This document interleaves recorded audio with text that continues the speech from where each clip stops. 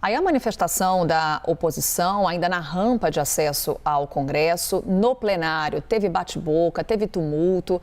Trazemos aqui a posição também do deputado Lindbergh Farias. Ele que é vice-líder do governo no Congresso, criticou a postura da oposição. É um ataque violento ao parlamento. Todas as instituições estão sendo ameaçadas nesse momento. Nós saímos do plenário, todos os nossos parlamentares estavam inscritos para falar, foram proibidos e nós estamos esperando o presidente da casa chegar para reestabelecer os nossos trabalhos. É inadmissível que queiram parar na força o trabalho do parlamento brasileiro. Vamos falar sobre esse assunto com a nossa analista, Isabel Mega. Tudo bom, Isabel? Agora, bom dia, com mais calma, se possível, tudo bem? Oi, Carol. Bom dia para você, tudo jóia? Bom dia para quem está com a gente aqui no Novo Dia.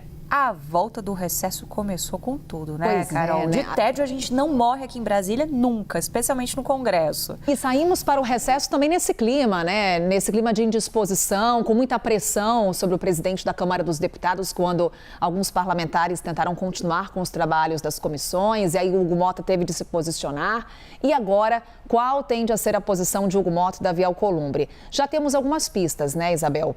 O próprio Hugo Mota ontem foi às redes sociais, estava na Paraíba, falou sobre esse assunto, ele que é paraibano, estava por lá e conversou rapidamente ali com a imprensa e disse que, olha, decisão judicial tem de ser cumprida.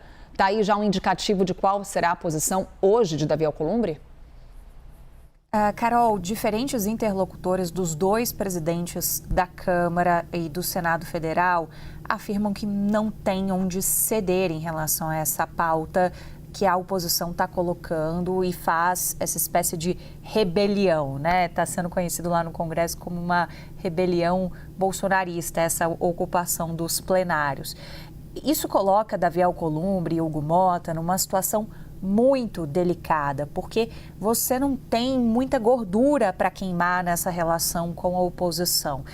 Ontem, a gente foi percebendo que a crise estava se agravando diante da procura por esses interlocutores do Congresso Nacional para tratar de outro assunto e do retorno que eu tive tanto na Câmara e no Senado de Isabel, a gente está aqui preocupado com essa situação nos plenários, com essa ocupação. Esse era o assunto, a bola da vez, mas ficou lá para segundo plano, porque temos que resolver essa questão dos plenários. A preocupação é de você inviabilizar as atividades da Câmara e do Senado diante dessa estratégia da oposição de ocupar os plenários das duas casas. Então, é um problema para os dois presidentes resolverem. Eu até fui questionar, porque os dois adotaram um tom muito similar, cada um com suas palavras, se eles tinham alinhado alguma coisa, porque eles costumam jogar juntos nessa. A gente viu no recesso parlamentar,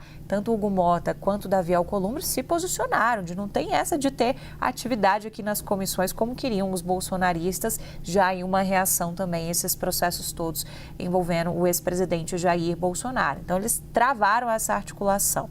O que me falaram é que não teve necessariamente um alinhamento entre os dois, até porque Davi Alcolumbre estava aqui em Brasília, Hugo Mota priorizou a agenda na Paraíba, já tinha esses compromissos e quando foram assumidos não se tinha ideia que a gente teria essa terça-feira, como aconteceu nas duas casas. Então, a oposição vai dando sinais de que está tentando resolver as coisas muito na base da pressão. E isso não funciona muito com os dois presidentes, Carol. A base da pressão coloca, inclusive, condições para que você consiga articular com os presidentes. O líder do PL na Câmara, por exemplo, o Sóstenes, disse para a nossa repórter Carol Rosito que eles gostariam de se encontrar com os dois presidentes juntos. E aí a gente devolve isso para o entorno dos dois presidentes e eles afirmam, olha, não é assim, não é na base do grito que você vai resolver isso. O que a gente está colocando é, vamos nos reunir, vamos abrir as portas, como presidentes das duas casas, nós temos que ter sempre diálogo com todos, mas não é com eles ditando essas regras. Então, você tem ali um espaço de pressão e pouquíssima maleabilidade, porque as pautas do impeachment de Alexandre de Moraes, da anistia, são temas considerados não muito conciliáveis.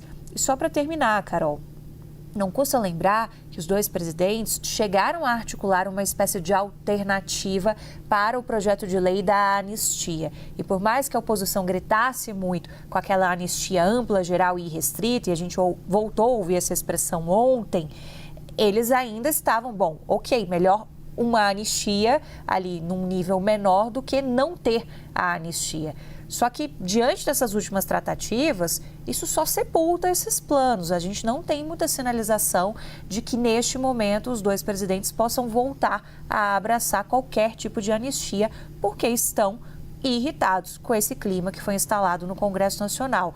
Ontem, Carol, e agora é só para terminar mesmo, mas é só uma curiosidade, as luzes do plenário do Senado Federal chegaram a ser desligadas. E a gente tinha parlamentares por lá marcando esse protesto e fazendo transmissões. E aí depois o pessoal do Davi Alcolumbre até religou as luzes para também não dobrar a aposta do outro lado. Então hoje o que se espera é de tentar chegar a algum ponto em relação a essa crise para que não atrapalhe os trabalhos e a pauta das duas casas.